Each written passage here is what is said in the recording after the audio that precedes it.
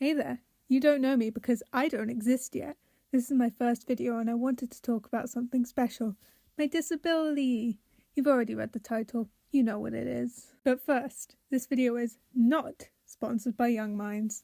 This video is a fundraiser for a college project. I've left a link to the charity site in the description. Feel free to learn about what they do and maybe donate if you can. Anyways, on to the video. What's Tourette's? I'm not going to bore you with the sciencey stuff, you have Google for that. All I'll say is that Tourette's is a disability that affects your movement. To put it in the most simple terms, my body moves when I don't want it to. I can also say things when I don't want to. It has its comedic moments, but is overall not fun.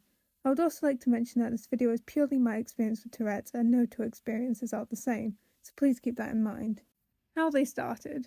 I kind of wish I had a really dramatic story about how they started to make this video more interesting, but the truth is kind of mundane.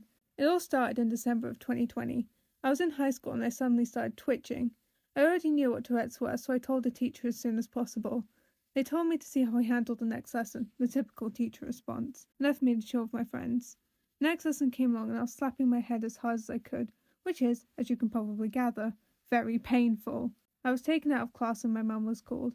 I can still remember her exact response was, "Oh, well that's new." And it most certainly was new, and it certainly stuck around. It's been over 3 years. The vocal tics came later, during the same lesson exactly a week later. My friend noticed and tried to get me to tick a certain phrase, so hey, don't do that, it's not very nice. How I got diagnosed. I was already in therapy when they started. I was told not to worry about them and that they'd go away soon. They haven't. That's the entire point of this video. After the therapy ended, I was referred to another therapist who was like, "You might have functioning neurological disorder, or FND." So I had to go to the doctor to arrange an appointment with the neurologist. The doctor had no clue what I was talking about, but was nice enough to book the appointment. I managed to see the neurologist in August of 2023. That's when I was diagnosed and put on medication. I don't know what you're thinking. Does that mean you don't tick anymore? Nope, the medication barely works. How to react to a person ticking.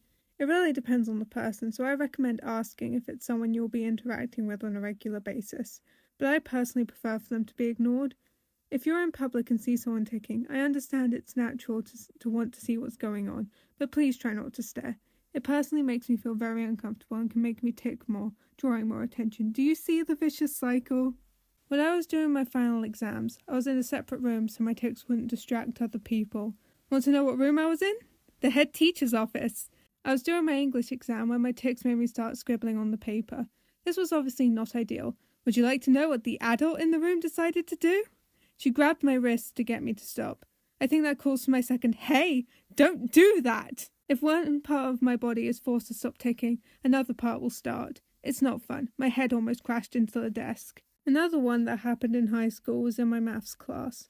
We had a substitute teacher who was obviously not told about my Tourette's because when my tics made me slap the table, she turned to me and said, "Can you stop that? It's distracting." I politely responded by saying that I couldn't and explained what happened, and she was understanding once she knew, so that's a happy ending. One that happened in college has to do with my vocal tics. I was simply walking to class when my tics made me meow. It's one of my more common tics. Someone looked at me and decided to bark back. I'll admit it made me jump. So I think this calls for my third, "Hey, don't do that." Another one of my meowing tics is when I meowed and a friend meowed back. Some people may be okay with that, but I personally am not. I do not like it when my tics are repeated or laughed at. How they affect me. One of the most annoying things about having Tourette's is how expensive it is. Especially with new phone screens for when my tics throw my phone across the room. That's happened a total of twice at the time of making this video, and hopefully won't happen again. Now to get a little more serious. I was debating not putting this topic in the video, but it's something I want to say. I have a genuine fear of ticking slurs. I know that I can't control if I say it or not, but I don't want to hurt anyone by doing so. I've heard there's a common misconception that vocal tics have to be from the person's regular vocabulary, but that's simply not true. I'm lucky that my tics haven't made me say it, and hopefully they never will. Thanks for watching, everyone. Don't forget to check out the link in the description and donate if you can. If you like the video, make sure to like and subscribe, but only if you want to. I won't be offended if you don't. With that said, I'll see you guys in the next video.